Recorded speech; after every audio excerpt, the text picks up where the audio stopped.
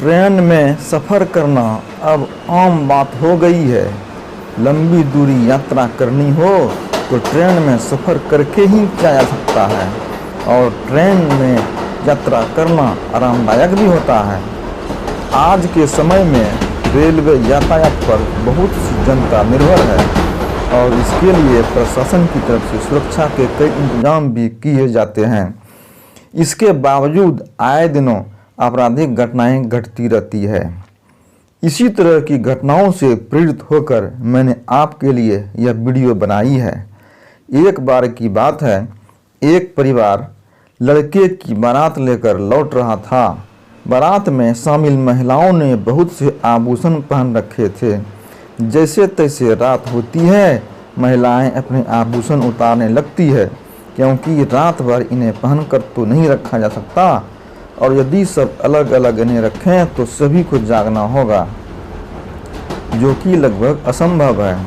तभी एक बुजुर्ग सलाह देते हैं कि तुम लोग सारे गहने एक ही बैग में रख दो, मैं रात भर जागता रहूँगा।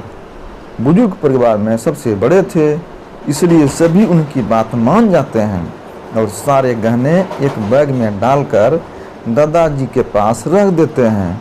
और अब वक्त होता है सभी के खाना खाने का। परिवार के सभी लोग एक साथ खाने के लिए बैठ जाते हैं। महिलाएं सभी की थाली में खाना परोस रही होती है और इसी बीच यात्राओं का आवागमन चलता रहता है। परिवार के सभी लोग खाना प्रारंभ कर देते हैं।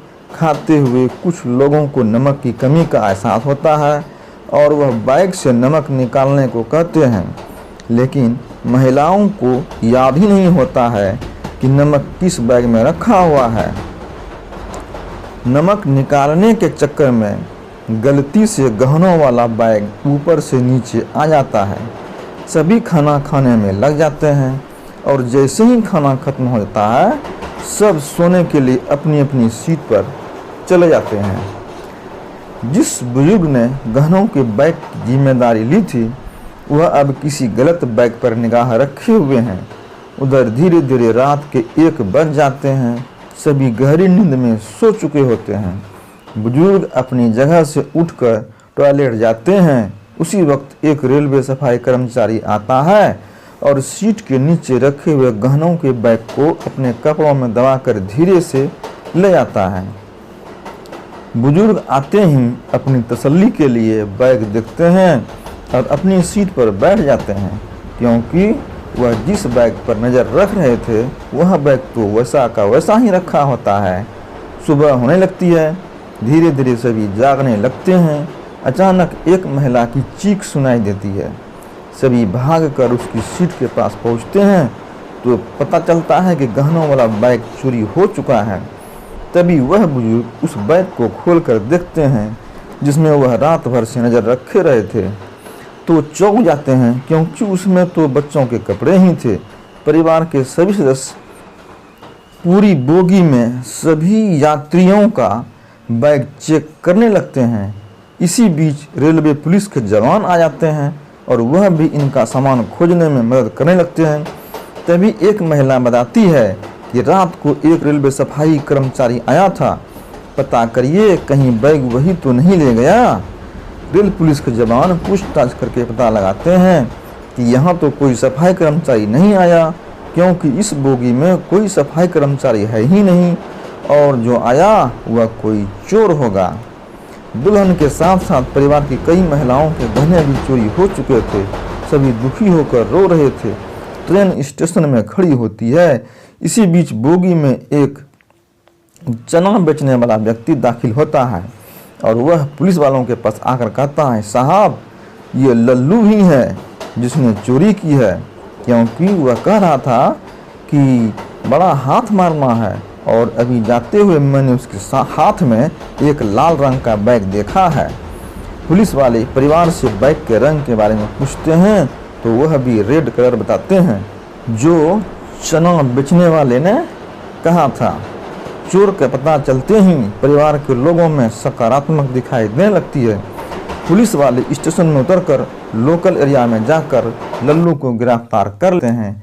लेकिन जब लल्लू के बैग की तलाशी ली जाती है तो उसमें गहने नहीं मिलते। पुलिस हैरान हो जाती है और लल्लू को हिरासत में लेकर कड़ी पूछताछ करती है, लेकिन इसके बावजूद लल्लू यही कहता है कि उसने गहनों की चोरी नहीं की है, बल्कि वह बैग तो उसे रेल की पटरी के किनारे पड़ा हुआ मिला था।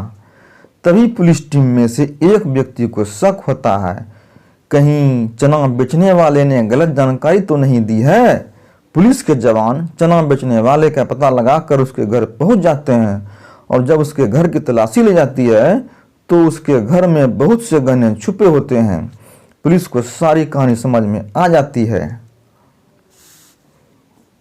फ्रेंड्स, आगे बढ़ने से पहले चैनल को सब्सक्राइब कर लें, लाइक एवं कमेंट भी करें। तो बिना देर किए हुए कहानी को आगे बढ़ाते हैं। यह चना बेचने वाला मौका या वारदात पर इसीलिए पहुंचा था ताकि सभी को गुमराह कर सके, और हो न हो इसी ने वह बैग खाली करके रेल की पटरी के किनारे फेंका था। पुलिस की शक्ति देखते हुए चना बेचने वाला अपना गुनाह कबूल कर लेता है और हाथ जोड़कर माफ़ी मांगने लगता है, लेकिन कानून में किए हुए गुनाहों की सज़ा होती है, माफ़ी नहीं। यह बात चना बेचने वाले को समझ में आ चुकी थी। दोस्तों, हमें सीख मिलती है कि ट्रेन में सफ़र करने के दौरान काफ़ी सावधानी रखनी चाहिए, अन्यथा ऐसी घटनाएं हो सकती है। धन्यवाद।